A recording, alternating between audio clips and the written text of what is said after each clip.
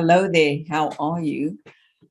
Today, I want to talk about some of the things that people do that stands in the way of a promotion. So I don't know if you're going for a promotion. I don't know if you're going for a better career, any of those things. But I do see some common ground things that people do that actually stands in the way of that success, right? So the first thing I do is that people are reluctant to claim their achievement.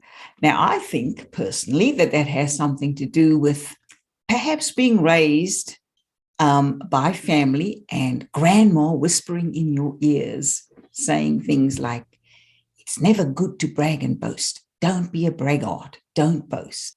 Now, absolutely, it's not a great idea to be cocky and boastful or any of those things. That does not win any friends and it's off-putting, right?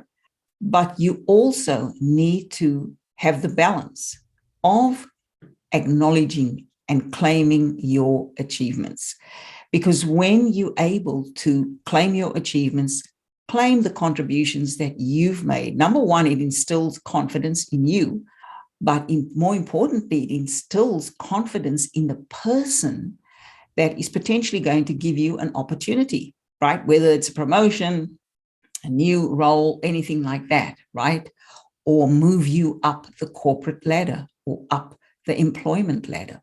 You need to instill confidence in others. And so claiming your achievements, knowing your value and speaking about it confidently, humbly, but confidently is really important. And so I encourage people to keep a tally, a list of what they're contributing, how they're contributing, the achievements that they have along the way in the companies that they're working for. Keep a consistent tally of that so that you can, number one, shape your resume and have your resume be focused on your achievements. Number two, be speaking comfortably about it in an interview. And number three, selling yourself and your value through your achievements if you're going for promotion, right? Because if you're going for promotion, you have to convince the boss or the person that's going to put you up for that promotion that you're ready to take on those extra responsibilities. And one of the key ways you demonstrate that is to be comfortable with your achievements, to be comfortable sharing your achievements. And you never have to do it in a boastful way. There's a way to do it. There's a humble way to do it, but there's a confident way to do it. So the balance of confidence and humility is a great thing. Own it, be upfront about it, but don't make it a big deal or be cocky about it, because that is obviously off-putting, right? So I'm sure you know what I mean when I say there's a balance between being humble and confident. And usually that's done in an unobtrusive, quiet, gentle kind of way, but with a firmness where you demonstrate that you know what you're good at and you're comfortable showing what you're good at. The other thing I see that stands in the way of people getting a promotion or getting onto the levels of success that they want is that they expect other people to notice what they do. So I've encountered lots of people, worked with lots of people who say, my boss never notices what I do. They see everyone else, and there's always this one or two people that talk up in a meeting. And when I try to say something, nobody ever notices what I do. Now, here's a way around it, a very simple way around it. You can take responsibility for being visible to your boss. And an easy way to do that is to send them regular updates of what you're doing and how you're progressing.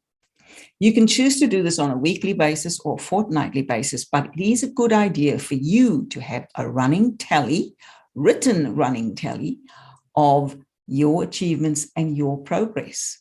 So whatever you're assigned to do as you progress, keep your boss in the loop and preferably do it via email, because then there's a written tally of it. And this comes in really handy when you discussing performance reviews, for example. So sometimes people go for performance review and they may not get the rating that they want. And the boss might come back and say, well, you haven't really done so well in this particular area. If you've got the evidence in a written tally form from those progress reports that you've been regularly sending to your boss, you can point your boss to that and say, actually, on that particular project or during that particular month, this is how I progressed. And I let you know about that. So I actually believe that this is my evidence for me to get this rating that I believe I deserve on this performance review. Okay, so it's very handy for that. But it's also a way, as I said, for you to make sure that you get visible to the boss, that you don't wait for them to notice you. You make sure they notice you by sending regular progress reports or status reports, right?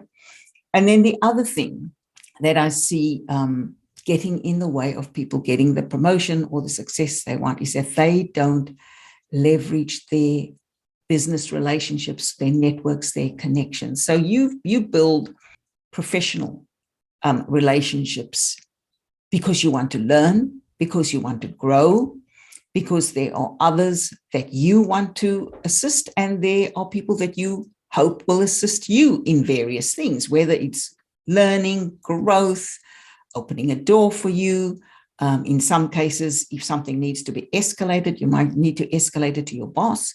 So there's a reason that those relationships are being built. But a lot of people go, I don't want to bother that person. I don't want to come across as a pest to this person. And so they don't ask for what they want, or they don't put themselves forward. Now, here's the thing that I know from being a hiring manager for many, many years and still talking with many hiring managers. They want to hire great people. They want to build relationships and build great projects and business opportunities with great people. It is expensive to hire someone who's not cooperative, who doesn't fit the company culture, who doesn't work well with others, and they don't like going back to market to find someone if they've made a mistake. So a lot of the time, people want to hire from their networks or want to build opportunities with other people through their network. So don't underestimate the importance of building those networks, those connections, and staying connected, making sure that you build a relationship, making sure that the people know what you can do and where you can help, and also being courageous enough to ask for help, seek help when you need it. And sometimes it could be that you need someone to open a door for you for a promotion. Don't be afraid to approach someone, to approach a boss or a connection.